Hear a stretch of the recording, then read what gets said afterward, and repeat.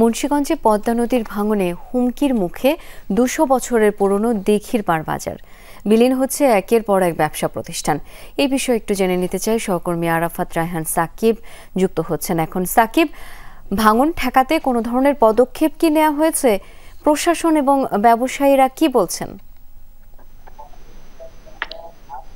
শাওন, অবস্থা কিন্তু বেশ ভয়াল। মূলত উজান থেকে নেমে আসা ঢলের কারণে কিন্তু যে তীব্র ঘূর্ণি স্রোত দেখা দিয়েছে এবং এই ঘূর্ণি স্রোতের কারণে মূলত এই বাজারটিতে আসলে ভাঙন দেখা দিয়েছে এবং একের পর একটি করে কিন্তু আসলে ব্যবসা প্রতিষ্ঠান এবং দেখা যাচ্ছে এখানকার যে ভিটেমাটি সেগুলো কিন্তু আসলে নদীর গ্রাসে চলে যাচ্ছে এবং যারা আসলে এখনো যেসব দোকানপাট ভেঙে যাওয়ার কবলে রয়েছে, ভাঙেনি, সেগুলো কিন্তু আসলে সরিয়ে নেওয়ার জন্য একটি প্রচেষ্টা আমরা দেখতে পাচ্ছি। এবং পদ্মা তীরের এই বাজারটি কিন্তু প্রায় ২০০ বছরের প্রাচীন এবং এখানে কিন্তু সহস্রাধিক বিভিন্ন ছোট বড় ব্যবসা প্রতিষ্ঠান রয়েছে এবং মূলত গতকাল রাত ৯:৩০ থেকে আসলে ভাঙন শুরু হয় এবং রাতের মধ্যে কিন্তু আসলে দুইটি ব্যবসা প্রতিষ্ঠান ভেঙে যায় এবং ৪টির মতো ব্যবসা প্রতিষ্ঠানের মাটি ক্ষয় হয়ে যায় এবং আজ সকালে এখন পর্যন্ত এসে বিলীনের কবলে পড়েছে মোট ৫টি দোকান এবং এছাড়াও কিন্তু এখানকার যে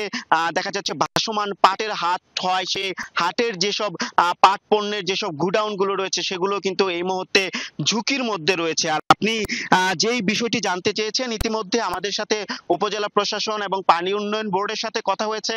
তারা যেমনটি জানিয়েছে যে এই বাজার সহ লৌহজং এবং টঙ্গিবাড়িতে কিন্তু ১৭ কিলোমিটার স্থায়ী এবং অস্থায়ী বাঁধ নির্মাণের যে প্রকল্প সেটি কিন্তু ৬০% এগিয়েছে।